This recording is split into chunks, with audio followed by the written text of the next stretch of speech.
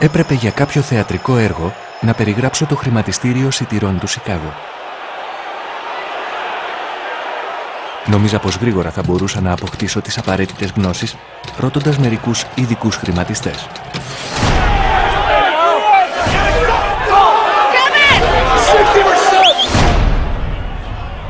Αλλιώς όμως ήρθαν τα πράγματα. Κανένας από όσους ρώτησα δεν μπόρεσε να μου εξηγήσει τους νόμους που κυβερνούν το χρηματιστήριο.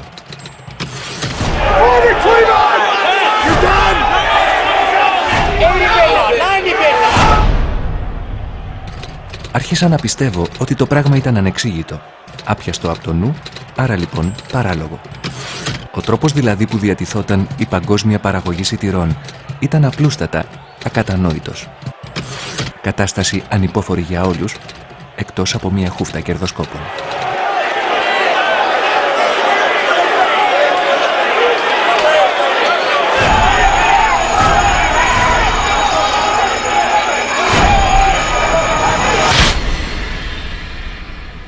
This is buying, your hands are this way.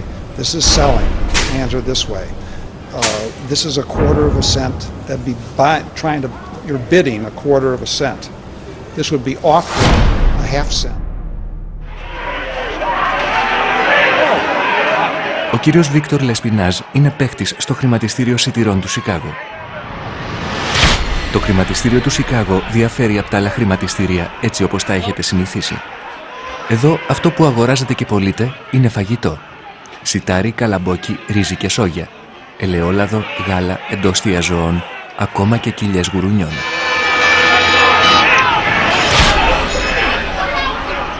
You might be at the desk and you flash an order into the pip. You tell your broker, buy 200 at the market. And he'll buy the 200 and then he'll flash you back. You know, bought 200 at, say, 7.5. So, or you could tell them, cancel the order.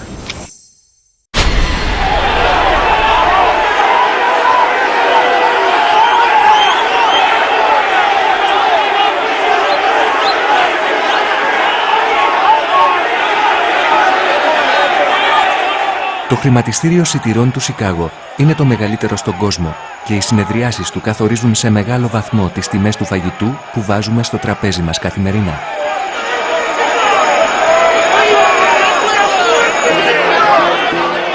Ιδρύθηκε το 1848 ως μια ανοιχτή φασαριόζικη δημοπρασία όπου οι αγρότες της περιοχής πουλούσαν τις οδιές τους στους εμπόρους. Από τότε η πρακτική μπορεί να μην άλλαξε, αλλά τα ήθη της οικονομίας έχουν σίγουρα αλλάξει.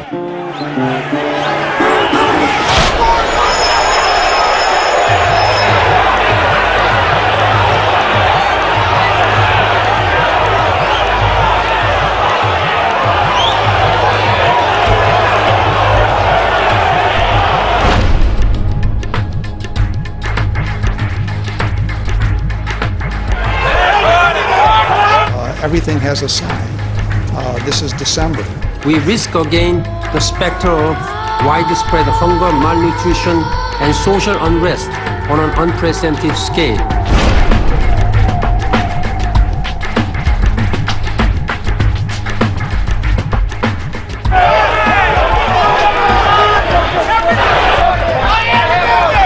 This is January. It's what I call a silent tsunami. It's not one storm hitting in one place. This is something that knows no borders.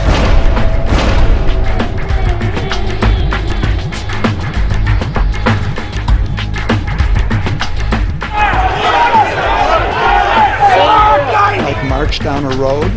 The routine meeting of the heads of UN agencies turned into a crisis summit as the world counts the cost of not acting on earlier warnings.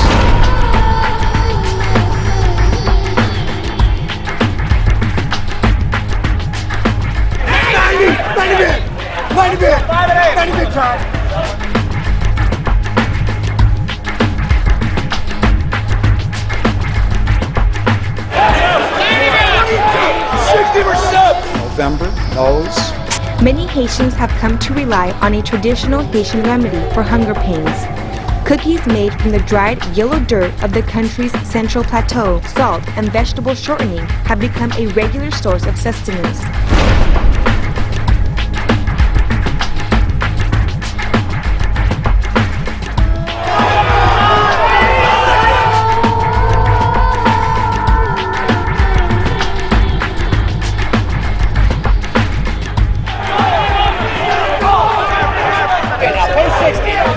July, things like that.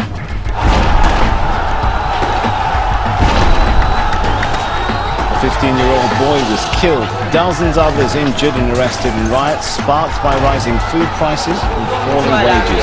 There was unrest, and they took my son and beat him severely, breaking both his legs. My son can't walk or speak now. My son is dying.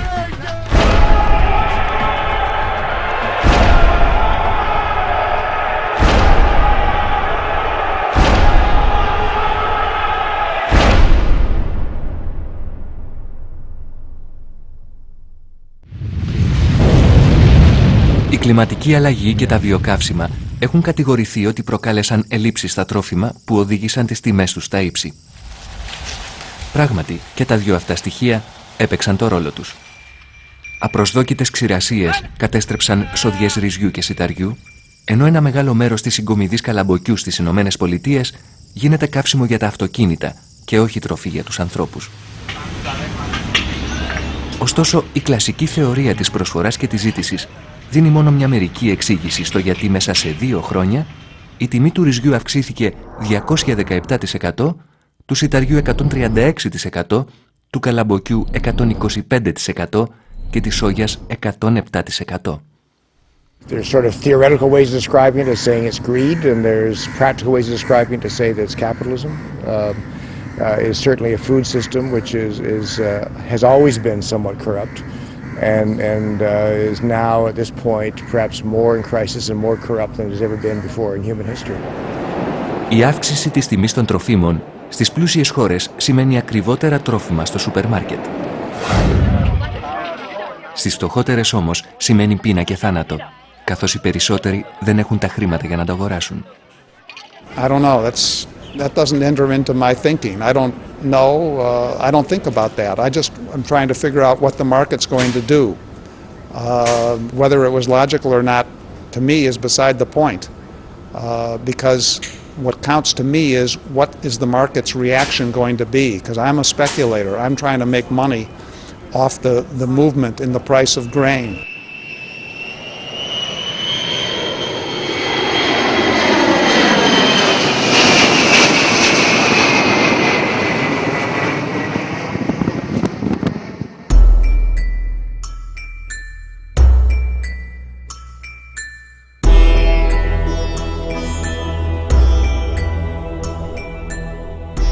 Prices may have become a little too extended on the upside in March, April, and May of this year, but and for a couple of weeks it appeared that, my word, this will never stop, but it did. They prices do, so they have moderated rather dramatically since then. As we talk here in early November of 2008, I think prices are probably have gotten about as cheap as they're going to get and may well start moving higher once again. But the market acts really quite rationally. It just takes some time for that rationality to come to fruition and to correct. Μέχρι να διορθωθεί η αγορά, άλλοι 75 εκατομμύρια άνθρωποι προσθέθηκαν στις τάξεις των πεινασμένων του πλανήτη, ανεβάζοντας το συνολικό αριθμό τους στα 923 εκατομμύρια. Και αυτό τη στιγμή που ο πλούτος που παράγεται είναι ο μεγαλύτερος της τελευταίας δεκαετίας, ενώ υπάρχει ακόμα αρκετό φαγητό για να θρέψει επαρκώς όλους τους κατοίκους του πλανήτη. People have argued that it's because of increased demand for meat and dairy products in India and China, and that's simply not true. It's virtually a negligible consideration. It is because of speculation, because it's a commodity that food is a commodity like silver or gold that can be negotiated and hoarded to some degree, and we're seeing that taking place. The high rise of food is because food has been put on the global casino, and this will lead to mass massive starvation, massive famines. We have to bring food out of the international trading system. We have to bring food back into national and local food sovereignty.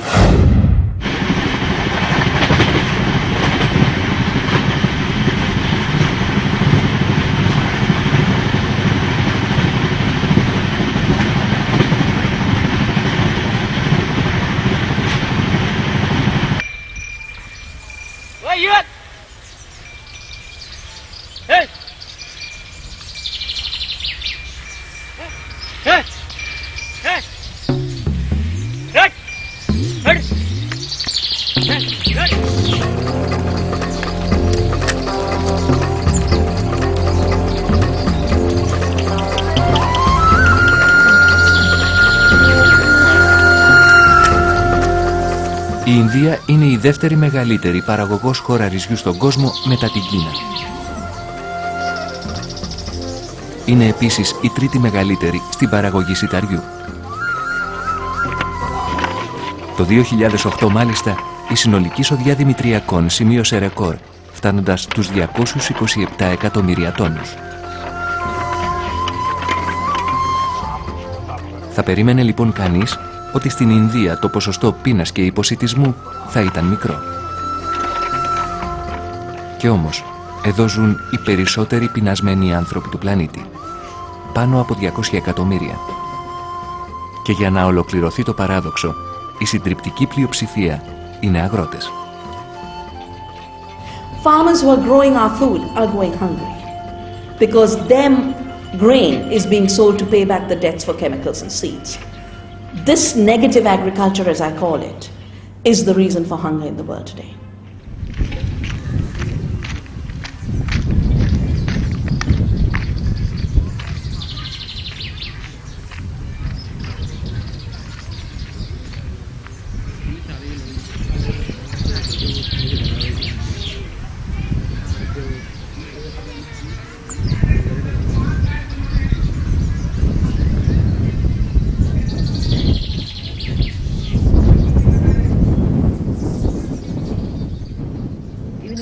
Η πολιτεία Μάντια Πράντες έχει το υψηλότερο ποσοστό παιδικού υποσιτισμού και ως εκ τούτου τον υψηλότερο δείκτη παιδικής θνησιμότητας στη χώρα. Η κατάσταση είναι τόσο σοβαρή όσο στην Αιθιοπία της Αφρικής. 46% of the children they are malnourished in India, and this is being reported by the National Family Health Survey. In Madhya Pradesh, 60% children, and if we'll convert them into number, about 6 million children, they are moderately malnourished.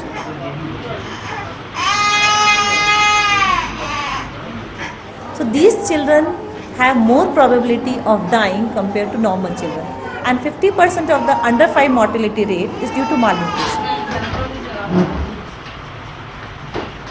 When the food prices has doubled, the quantity which they purchased earlier is also has reduced, and which has a direct impact on the intra-household food consumption by each family member.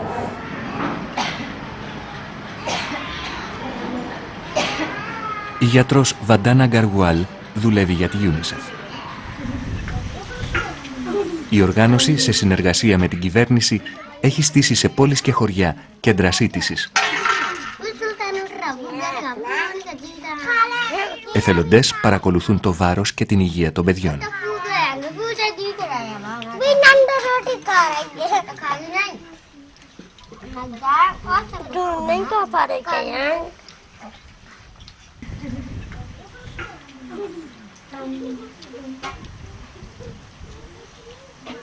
Έχουν αναλάβει να τα ταΐζουν, αφού οι οικογένειές τους είναι τόσο φτωχές που αδυνατούν να το κάνουν. Now, this is a typical case of severe acute malnourished children. Her mother, Sunita, she works in field. Today morning, she left around 8 o'clock. Now, she'll be back around 7 o'clock.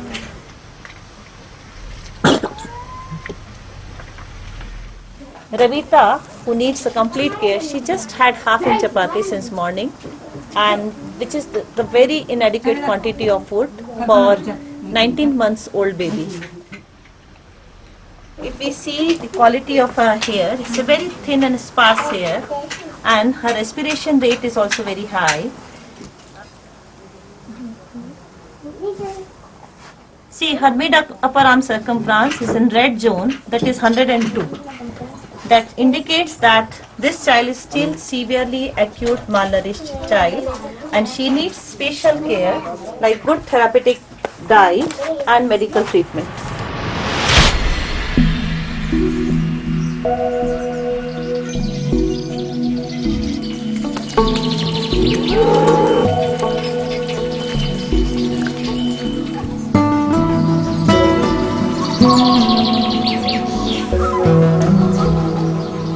अरे रोटी चावल खा भाई अरे पहला तो 3-4 रुपये पसैया तो ना अब तो सर बेहू रहा 50-60 हाँ 50-60 हो रहा है जनता को कहाँ अब भी 50-60 मिल रहे हैं तो एक पसेरी ना जाओ एक जने की मजदूरी है तो बामे से नॉन लेगो के मिर्च लेगो खा लेगो के सब्जी लेगो के इलाज कराओ के भाई में से अपन चक्की मक्की पे जाएंगे तो भी पैसा लेता अब एक पसेरी में से का करेंगे तुम दे चलो कुछ नहीं मिल रहा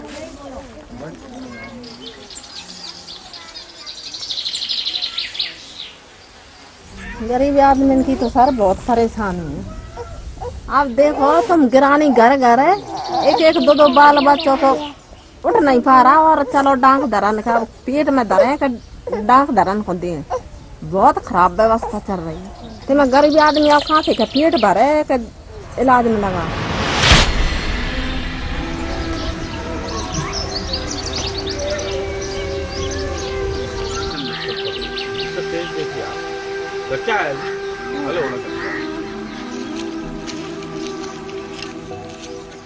आज वर्तमान में तुझे मान लो कुछ 50-60-70 रुपये मिल रहा है खाने का डेली का कुछ नहीं तो मतलब 40-45 रुपया का खर्चा तो जाएगा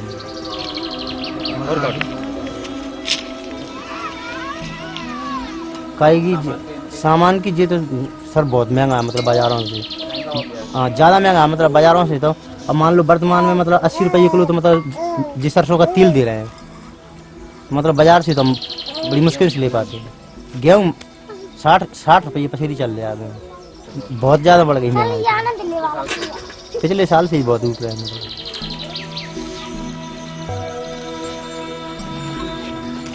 फुल ही मान लो जब 2 टाइम में मतलब संजय सवेरे की व्यवस्था में एक जने की मतलब कच्चे माल से बाह में भी थोड़ी बहुत बाह में भी लग जाता है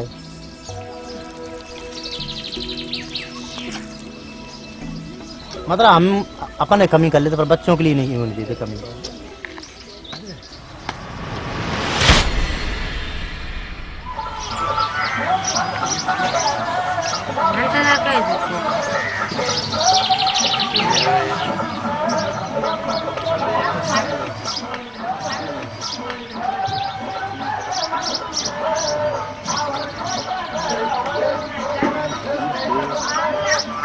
Οι κάτοικοι εξαρτώνται από το συσίτιο του κράτους. Σε κάθε πόλη, σε κάθε χωριό, έχουν ιδρυθεί μικρά κρατικά μαγαζιά που πουλάνε τρόφιμα σε πολύ χαμηλή τιμή. क्योंकि 90 रुपये में 35 किलो अनाज मिलता है और 35 किलो में हमारा गुजारा चल जाता है। फिर राशन कार्ड ले जाते हैं और वो गिन के देते हैं।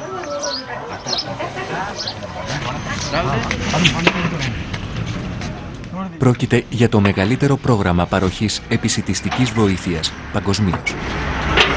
This year we have made record procurement, so we have already bought a total of 50 million tons of wheat and rice. Our annual turnover crosses 60 million tons of food grains, which makes the Food Corporation of India the biggest food grains trading company in the world. Ωστόσο, το 1997 η Ινδία αναγκάστηκε να προσαρμόσει το δημόσιο σύστημα διανομής στις επιταγές της Παγκόσμιας Τράπεζας και του Παγκόσμιου Οργανισμού Εμπορίου. Η παροχή φτηνής τροφής στον κόσμο ήταν ενάντια στον ανταγωνισμό και την ελεύθερη αγορά. Έτσι η βοήθεια περιορίστηκε σημαντικά. We had a universal food distribution system, the PDS. The World Bank forced us to dismantle it. As long as that system was in place, the farmers had a guaranteed market. Everyone had a guarantee to affordable food. You had a piece of paper, a ration card, which was India's identity card, With that ration card, you could walk to your corner shop and get the 1 or 2 kilos of affordable food. The World Bank dismantled that so that the corporations would get the market. That's why more people are hungry today than 15 years ago. That is why 70% of India's children are malnourished, while India has a growth rate of 9%. Ταυτόχρονα, ο Παγκόσμιος Οργανισμός Εμπορίου πίεσε την Ινδία να καταργήσει τους περιορισμούς που είχε στις εισαγωγές. Έτσι, τα εισαγόμενα προϊόντα κατέκλυσαν την αγορά, προκαλώντας ένα ισχυρό πλήγμα στην αγροτική οικονομία της Ινδίας. Before WTO, we were producing 97% of the total consumption. We were importing only 3%, but now we are importing 47%. It's a result of the flow from outside. Όταν οι τιμές των τροφίμων εκτοξεύθηκαν στα ύψη, η Ινδία, όπως και άλλες χώρες, περιόρισαν τις εξαγωγές για να ταΐσουν τους ανθρώπους τους. Our first responsibility is to our own people. So if the prices within the country tend to go up, we will take all measures to ensure that there is stability of prices within the country. So we very correctly put a ban on the export of rice for some time so that the prices here stabilize. Αυτό όμως προκάλεσε την οργή του Παγκόσμιου Οργανισμού Εμπορίου, που κατηγόρησε τη χώρα ότι προκαλεί ζημιά στην ελεύθερη αγορά. No, I thought it was an utterly illogical decision. It was a very bad decision in a world where free trade is always trying to grow and the world is smaller and trade is becoming freer. I think that the process that India adopted was really quite illogical.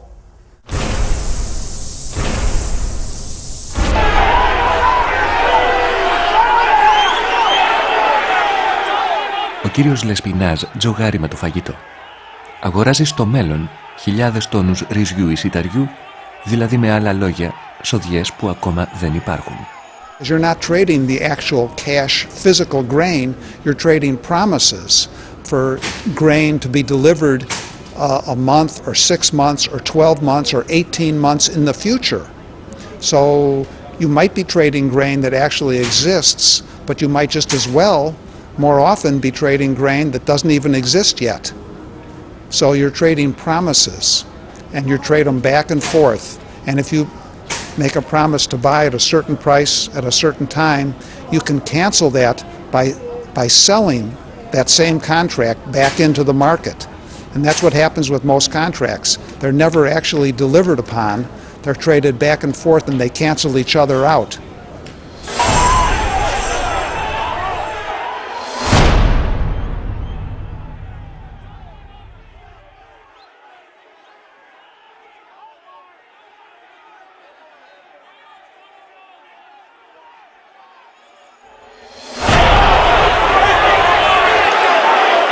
Ας δούμε όμως από πιο κοντά πώς λειτουργεί αυτό το σύστημα. Πρώτα χρειαζόμαστε έναν παραγωγό σιταριού, για παράδειγμα. Μετά χρειαζόμαστε έναν αγοραστή. Ο παραγωγός και ο αγοραστής συμφωνούν ότι ο ένας θα πουλήσει και ο άλλος θα αγοράσει μια συγκεκριμένη ποσότητα στάρι σε μια συγκεκριμένη τιμή και ότι το εμπόρευμα θα παραδοθεί σε ένα χρόνο, ας πούμε, από τώρα. Γι' αυτό υπογράφουν ένα συμβόλαιο. Τα προθεσμιακά συμβόλαια, όπως λέγονται, διασφαλίζουν τους παραγωγούς και τους αγοραστές έναντι του ρίσκου, όπως οι κακές καιρικές συνθήκες και οι απότομες μεταβολές των τιμών. If you're a farmer, you're afraid that prices are going to fall. You can lock in the price months ahead of when you harvest by selling here and get rid of the risk. You can do the same if you're a food buyer, a processor like General Mills or Kellogg's or Post, and you can lock in the price of the grain months ahead of when you actually need to buy it, so that when you actually do go buy it, if prices are much higher, you've got it bought already at a much lower price. Ωστόσο, τα συμβόλαια δεν παραμένουν αδρανή. Οι κερδοσκόποι τα αγοράζουν και τα πουλούν και μπορεί ένα συμβόλαιο να αλλάξει δεκάδες χέρια μέχρι τη λήξη του. Αγοράζουν, για παράδειγμα, συμβόλαια για στάρι σε μια χαμηλή τιμή. Εάν η τιμή του σιταριού ανέβει, έχουν κερδίσει. We're transferring risk. The whole purpose of the exchange is to transfer risk from people that have it, like farmers, and don't want it, to people like myself, speculators, that take the risk because if you take a risk and you're right, you make money. Of course, if you're wrong, you lose money. Από το 2006 όμως και μετά, μεγάλα ψάρια εμφανίστηκαν στο χρηματιστήριο σιτηρών του Σικάγο. Στα πιτς δεν έβλεπες μόνο τους παραδοσιακούς πρωταγωνιστές, αλλά και μάνατζερ τεράστιων οικονομικών ιδρυμάτων που μέχρι πρότινος δεν ενδιαφέρονταν να επενδύσουν σε τρόφιμα.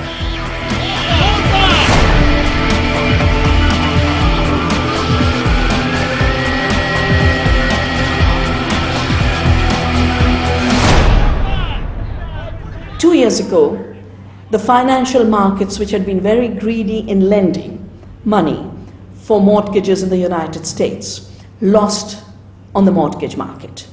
The subprime crisis, as it was called, led to a collapse in investments. Με την κρίση των στεγαστικών να οδηγεί την αγορά από το κακό στο χειρότερο, οι τυχοδιώκτες μεγαλοεπενδυτές είδαν στα τρόφιμα μια νέα ευκαιρία. Κατέκλεισαν το χρηματιστήριο του Σικάγο και άρχισαν να αγοράζουν προθεσμιακά συμβόλαια σε πρωτοφανείς ποσότητες, εκτοξεύοντας τις τιμές προς τα πάνω. Investors jumped out of real estate and housing and jumped on the bandwagon of primary commodities, food commodities. Their money and the monopoly control of agribusiness companies like Cargill drove the prices upwards. I totally disagree with that kind of talk. Speculators are not behind the big rise in prices. Speculation has very, very little to do with it. When bubbles break, liquid gets splashed all over the place. And yes, there's not a question there was some correlative selling. I don't doubt for a moment that speculators moved grain prices. Do I think that they moved grain prices by 100%? No, I think that speculators probably moved the grain prices by 20%, 15%. Prices would have gone up anyway because of the weather problems and the weak dollar and the export bans and tight world stocks. That's why prices went up. The hunger that has become permanent and global is totally a creation of the global food system. The global food system is not created to feed the people of the world. It's created to maximize the profits for Monsanto, for seeds, of Cargill, for trade, for selling pesticides, herbicides, fertilizer. In the period of 2007 to 2008, while food prices doubled, the profits of these companies also doubled. So if you want to understand why prices are going up, why people are eating less, you just have to look at these companies. There are sports drinks that help you to fly, to soar, to defy gravity. But who's there to help when you hit the ground? To promote healthy knees and joints, one company wanted to make a drinkable dietary supplement. They turned to Cargill, where scientists created a good-tasting liquid form of key ingredients, resulting in a solution for healthy joints that's easy to swallow. This is how Cargill works with customers.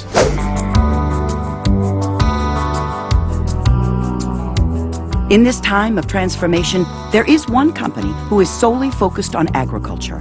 One company whose success depends on yours. One company staking its future on the future of agriculture. That company is Monsanto. 95% of all genetically engineered seeds sold today is controlled by Monsanto.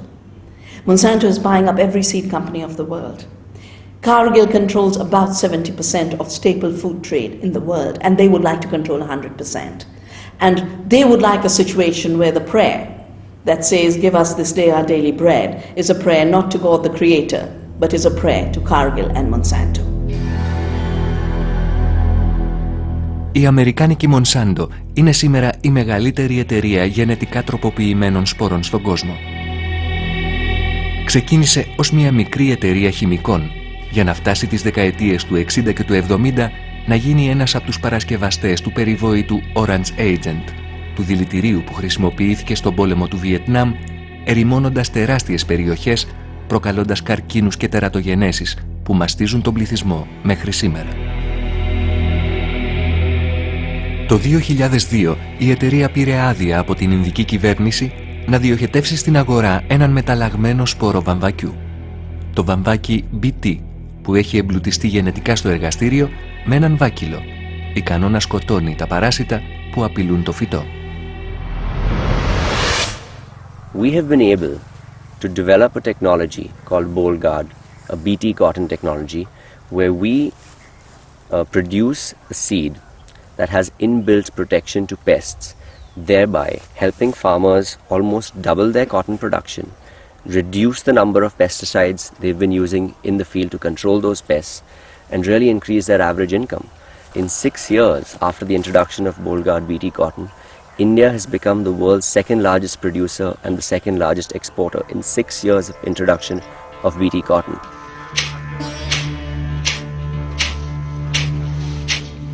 Για αιώνες, οι Ινδοί αγρότες φύτευαν στα χωράφια τους τους σπόρους που έδινε η μητέρα γη. Ένα δώρο από τους θεούς που δεν ανήκε σε κανέναν και όλοι είχαν δικαίωμα να το χρησιμοποιήσουν. हम हमारे बीज ही लगाते थे, जो खाते थे उसी में से थोड़ा पोर्शन बीज करके अलग से रखते थे. नेक्स्ट ईयर यानी अगले साल वही बीज लगाते थे. उसमें कुछ ऐसा नेचुरल सीड थे, उसमें कम पानी भी आए तो भी उग जाता था, ज़्यादा पानी आए तो भी उग जाता, ड्रॉट भी आए तो भी उग जाता था. तो घर में ही बीज होता था, उसके लिए मार्केट में नहीं जाना पड़ता था या अलग से खर्चा नहीं करना पड़ता था.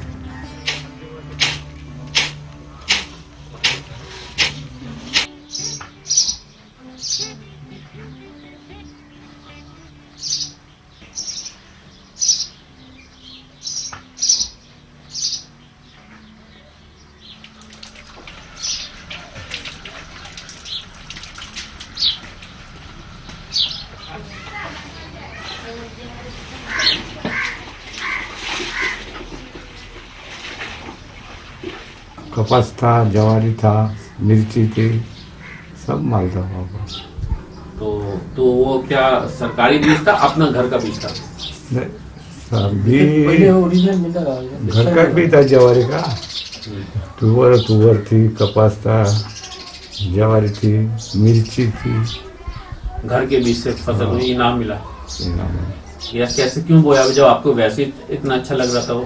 तो ये लोग लगा रहे करके वो लाना, अपन भी ज्यादा पिकेंगे करके पुनः हम भी ले लिया ना, वैसा हो गया ना. तो उसको खत ये थे सब दे के कर्जा हो गया, समझो ना. और उत्पन्न ज़्यादा एवरेज बोले तो 20 क्विंटल का, कोई 22 क्विंटल का, कोई कंपनी ऐसे दावा कर रहे हो. तो खर्चा कम, एक बार बीज कोई खर्चा पहले, बाद में जो रासायनिक खत को 1-2 डोज देना पड़ता था. बोले अभी तो 5-5 डोज दे के भी उतना माल नहीं लगता.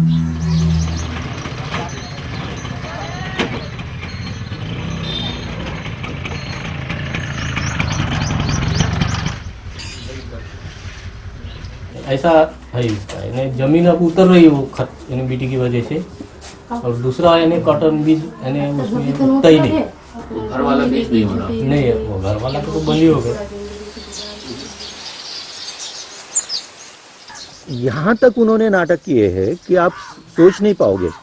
उन्होंने बीटी के बीज हमें लाके दे दिए, इससे आपका केमिकल इंसेक्टिसाइड्स यूज़ करना कम हो जाएगा. ठीक है, एक साल वैसा हुआ. दूसरे साल में हमारे यहाँ नई कीटक आ गई जिसे हम आज मिलीबग कहते हैं. पहले तो बोलते थे एक भी स्प्रे मारना नहीं है आपको, बाद में बोले ठीक है दूसरे सूंडी के लिए मारना पड़ेगा, अली के लिए मारना पड़ेगा. लेकिन अभी पोजीशन क्या है, मोन्सेंटो क्या बनाता है, केमिकल्स भी बनाता है. सबसे ज़्यादा केमिकल्स कौन बनाता है, सबसे बड़ी कंपनी कौन है, मोन्सेंटो. उनको उनका केमिकल्स के इंसेक्टिसाइड्स का यदि मार्केट में यूज़ होना बंद हो जाए तो प्रॉफिटेबली ऐसा काम कोई कंपनी करेगी नहीं। सत्य तो यह है कि भारत के किसान जो महंगी खेती कर रहे हैं, बहुराष्ट्रीय कंपनियों के बीज, कीटनाशक और फर्टिलाइजर जो ज़्यादा वापर रहे हैं, जो किसान सीड पर एक पैसा भी खर्चा नहीं करता था, वहां पर 40% खर्चा करना पड़ रहा उसे। जो किसान को खाद पर 0 खर्चा करना पड़ता था, वहां 20% खर्चा करना पड़ रहा पूरे खेती के खर्चे के लागत के। जो कीटनाशक वो वापरता नहीं था, उस पर भी और 10% खर्चा करना पड़ रहा। यानी पूरे लागत के 70% तो इन्होंने लादा हुआ खर्चा है।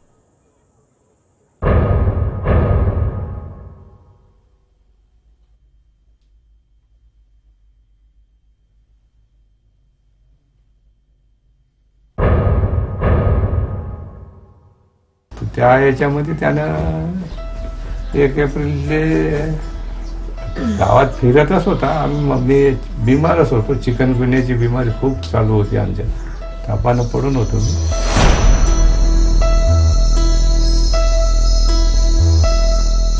तो आला ना, घरात गेला, ही सुने तिथेच होती भांडे घासत.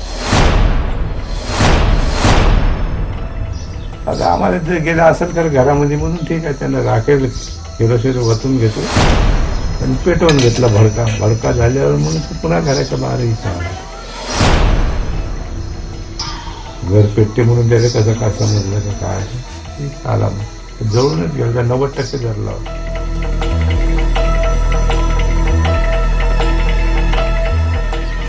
यवतमाळला नेलं त्याला. यवतमाळला नेलं दवाखान्यामध्ये, तर तिथं 2-3 घंटे राहिला. बताते बोले तो मालूम ही था, इन्हें उसको इन्हें समझा नहीं कुछ कि हमको लगा नहीं, इन्हें उतना वो पोजीशन लेंगा करके, तो इन्हें लगने नहीं दिया उसने। वैसे इन्हें खुद इन्हें वैसे इसमें रहता था, तो भी ऐसा निकल जाएंगे दिन, निकल जाएंगे ऐसा बताते उसको।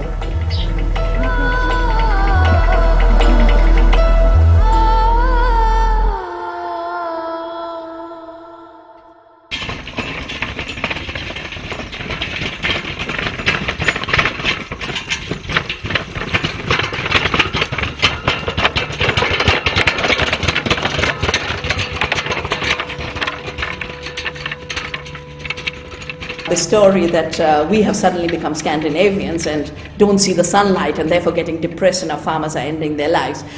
It's amazing how fertile the human imagination can be when it wants to find excuses to not understand the real roots of a crisis. The government's own data shows that the majority of farmers who have committed suicide were deeply indebted. Our data shows that the majority of them got into debt because of BT cotton.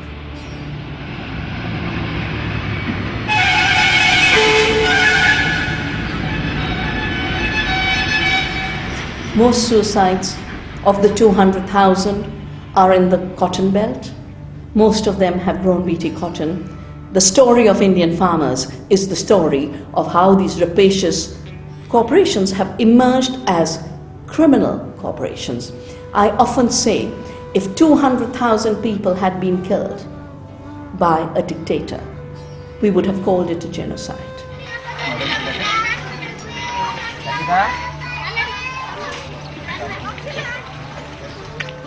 Suicides in India are a tragic phenomenon and unfortunately have existed way before the introduction of BT cotton in 2002. The primary cause for suicides is really indebtedness, and then some of the other causes are inadequate infrastructure and irrigation, untimely rainfall, so on and so forth.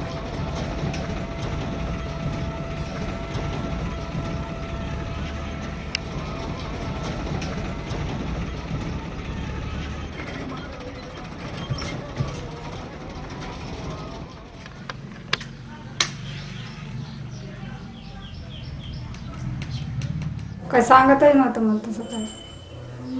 कर्ज असं आहे तसं आहे म्हणून काय म्हणत नव्हतं. स्वतः गुंगीत राहत होतं कसं करायचं का करायचं. नेहमी चिंताच राहत असं. झोपूनच राहाय जास्त असं. कोणते असं खुशीवर काय राहत नव्हतं. बाहेर चांगलं राहतं पण घरी आलं का खूप चिंतामध्ये राहत होतं. म्हणलं का होते म्हणलं आपल्याला आता देवाण दिलं तर हे झालं पण आता कसंही काढू पण आता तेवढं काळजी करू नको बी म्हणतो तर पण आता आपलं कसं होते का थोडं कर्ज आहे पिकत नाही मला तर काम होत नाही आपण का करायचं कसं जगवायचं 3-4 मुली आहे असं म्हणतो ते एवढंच म्हणतो ते पण जास्त काही सांगत नाही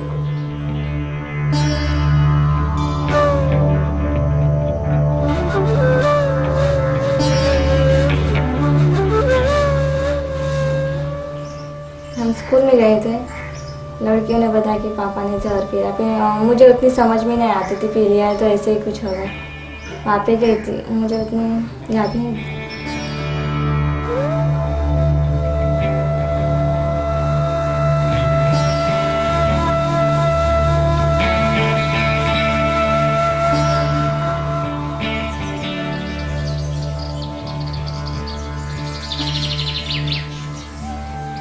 जहाँ भी जो भी विलेज में जाके हम लोग बताते हैं स्टार्ट करो ऑर्गेनिक, वो आज हम कह सकते हैं कि वो टर्मिनेटर है।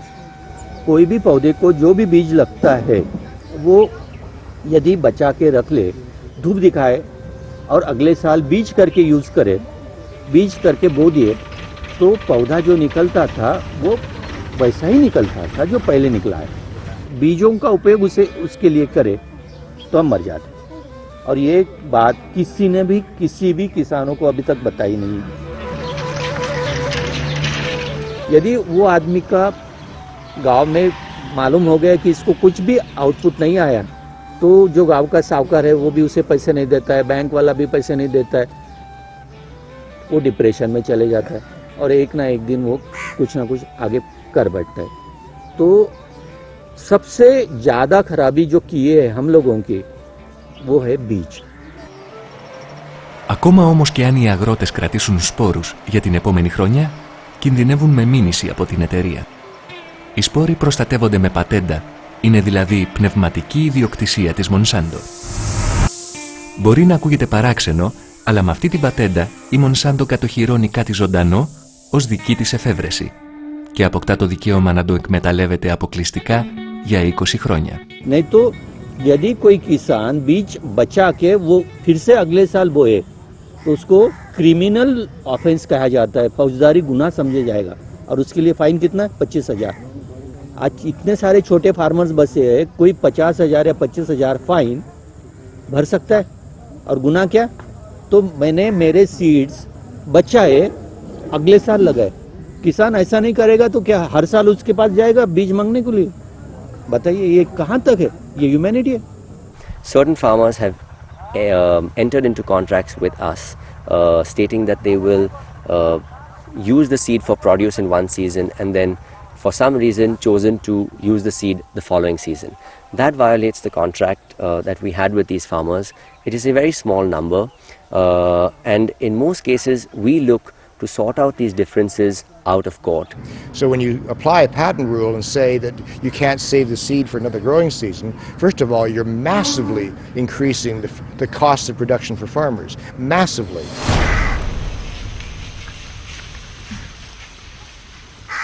पैशाच अन्न नेणं सर्व होतं. शेतीला लावलं मुलीला बी कर्ज काढूच लागलं.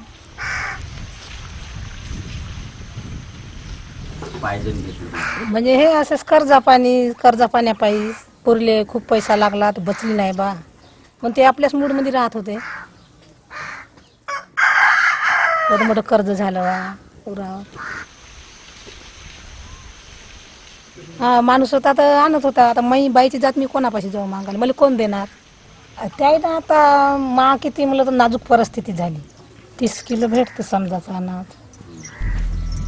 लेकरा बाळाचं पुन्हा शिक्षण पाणी पोरगी शिकत आहे.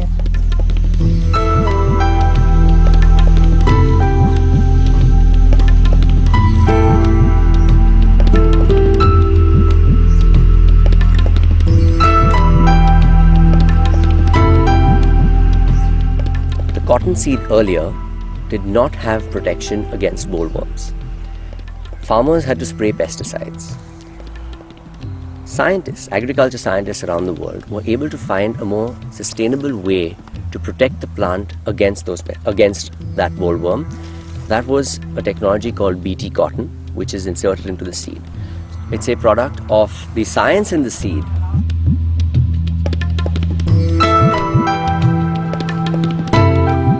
It's really an oligopoly that controls that food supply, the seed supply. And those companies now are going beyond the patenting of a single plant variety to saying we can patent all plants and we can patent all crops with a single patent. Because we're claiming traits within those varieties and in those crops that are common to all of them. So we control everything now. We control the food system.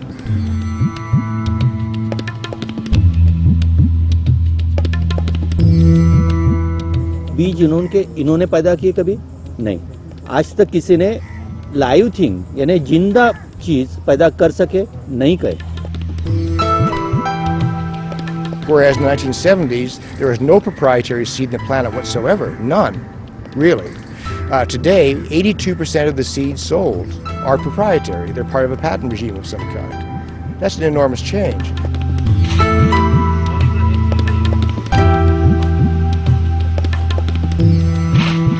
Genetically engineered crops do not produce more food, but they tell the lie to grab the markets.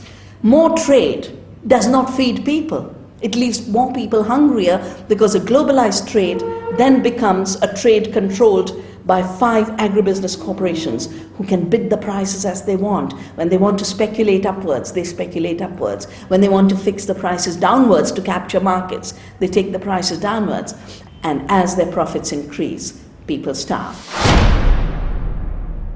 So they've got what they need out of this. They've got the control. And frankly now, because they have that control, they don't need biotech anymore. They've got the marketplace. It's to them. They control the first link in the food chain. So they've won.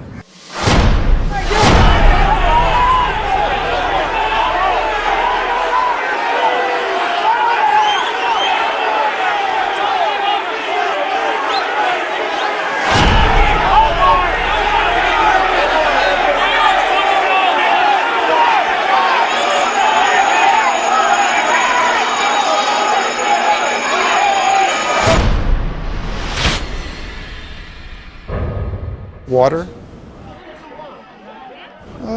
Possibly. It's not traded now, but it could be in the future perhaps, sure. I don't know much about it because there is no market to buy and sell water. Maybe there will be in the future.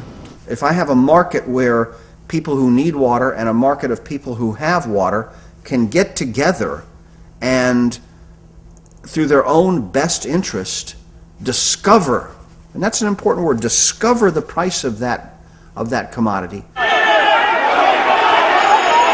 How dare a government, how can a government, how can a group of supposed intellectuals sit down and say, this is the price of water everywhere around the world?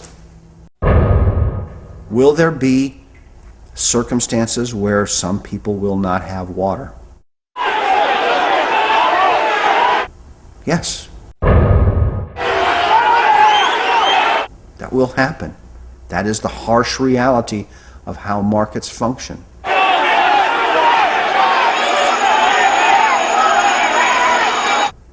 Do you sometimes run out of soap? Yes. Whose fault is that? Probably yours, because you didn't go to the store to buy any. Should you blame the government? No. It's your fault.